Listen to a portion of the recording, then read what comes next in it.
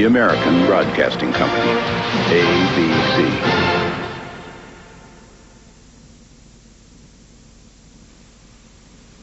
News Channel 5 at 11 is brought to you by Ohio Edison. Now, from the most watched news team in Ohio, this is News Channel 5 at 11. Have you ever thought about committing suicide? That's a question being posed to some local 6th and 8th graders on a statewide survey. And tonight, some parents are asking why the test is being given without their knowledge.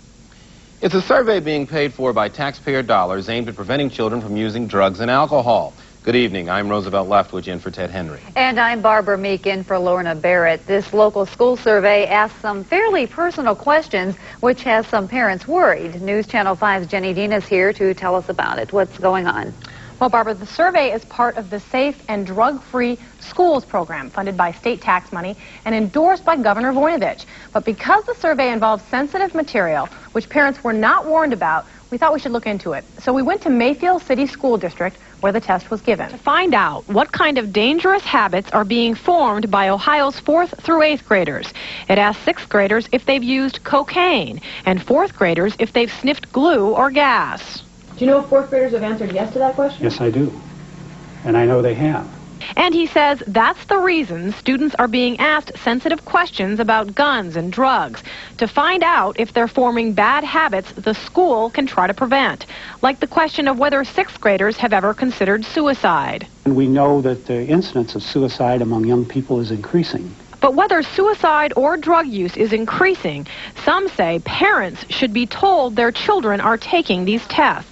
I think the school board should be responsible for contacting the parents first, sending out a letter to let us know what's to be expected. Mr. Moore agrees, saying he intended to inform parents through this letter that mistakenly was never sent. I think the parents have a right to know about it. I would agree with them.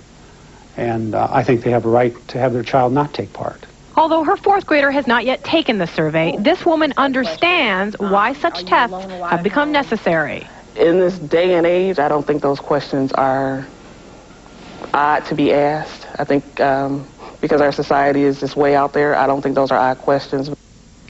Now, if you're wondering whether your child has taken this survey, the odds are pretty high, since according to the Plain Dealer, 8 million students have taken it since 1982. Now, Jenny, do the kids have to answer the questions? Are the tests mandatory? Well, the principal seems very conscientious about this and says if parents object, they do not have to. And by the way, it is an anonymous test. They don't put their name on it. All right, thanks. Well, the results are in from a week-long truancy crackdown. A total of 150 students throughout Cleveland were picked up on truancy charges.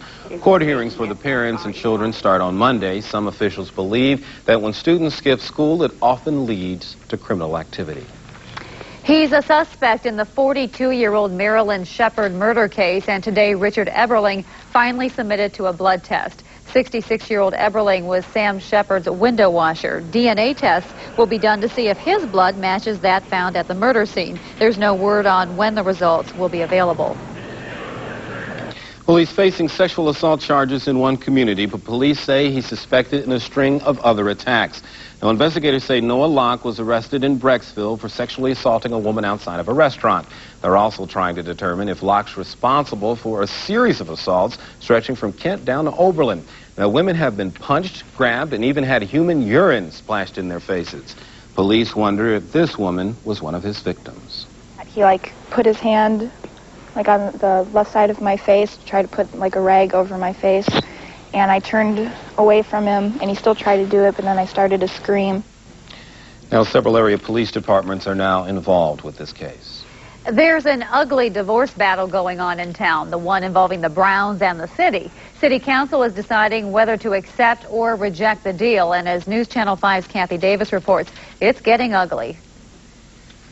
And that was enough, and then I tripled it, and that's how I came up with this figure.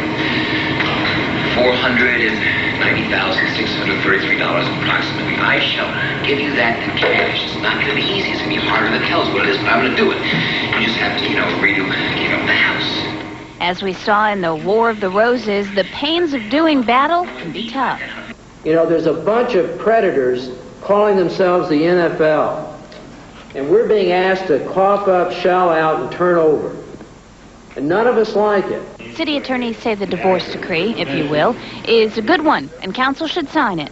And what are you saying to them to reassure them that signing on the dotted line is the way to go? We have to weigh the visceral enjoyment that many of us would get out of retribution of dragging the team owner through the courts for 3 years and all the attendant income loss to the team against what is in the long-term best-run interest of the city. But some council members say this custody dispute isn't over, and they'd rather take their chances in hopes of a better payout after a lawsuit. This is a bad deal. Councilwoman Fannie Lewis is one of them. Is this flashbacks of Gateway? Oh, yes. Oh, yes. The 28,000 jobs that we were going to get. I mean, citizens are already hocked up to the hilt. And here we're talking about a 7.3% water rate increase. I mean, what are we going to do, hock these folks for the rest of their lives? No, no. You're saying no? No. Let's go to court. Let's go to litigation. With the front office for the people. And fans, well, they feel like the forgotten stepchildren. Take them to court, and let's go from there, really. But Mayor White says it's not wise to push our luck. I don't take this personally. I'm not angry about anything. I just think that they ought to be fully informed that they are literally dealing with some very serious consequences if they fail to pass this deal. But sometimes when you hold something too tightly, things get broken. As much as I do. More. In Cleveland, Kathy Davis, News Channel 5.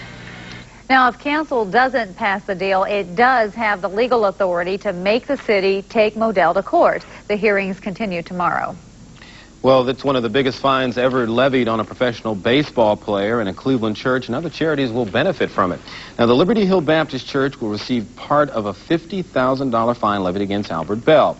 Now, Bell, as you may recall, was fined by the league after an argument with a female sportscaster during the World Series. The Larry Doby RBI program and the Rookie League will also receive money from that fine. Well, so you can't get any tickets to an Indian game this summer anyway. Well, how about taking a different road to get into Jacobs Field? Like getting a real job. They're looking for the few, the on time, and the folks who want to sell beer, peanuts, and hot dogs all summer long. We're talking about vendors at Jacobs Field, part-time work for some 80 baseball games, and of course, the World Series. Hundreds will apply for some 250 jobs.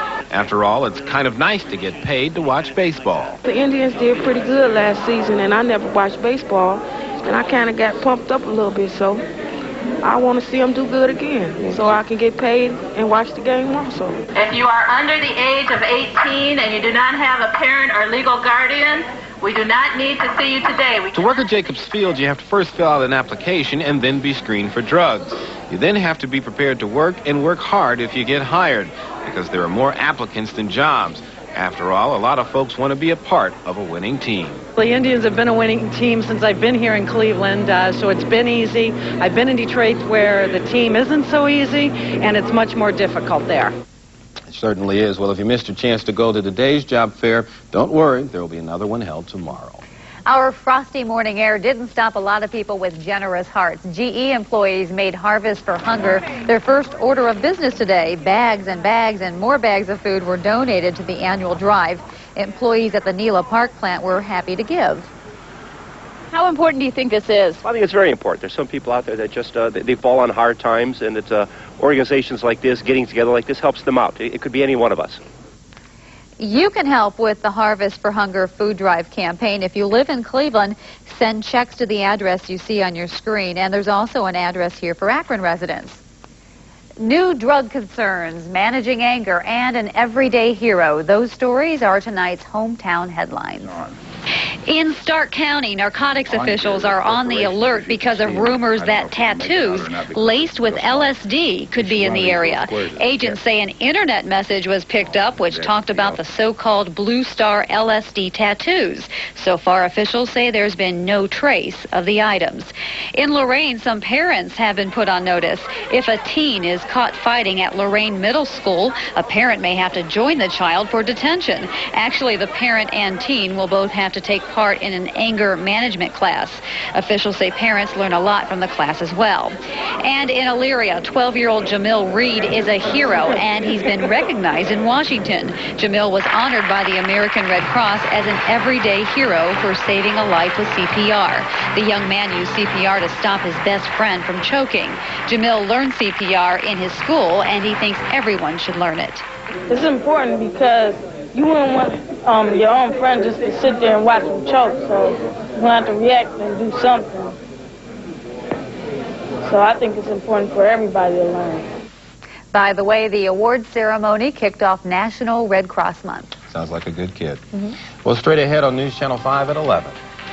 I'm medical editor Dr. Ted Costello. Coming up, I'll tell you why doctors are offering a free trial treatment to get rid of young and old stretch marks. So much for the sunshine. Back to cloudy skies once again tonight. And wouldn't you know it, tomorrow cold and a little bit of snow.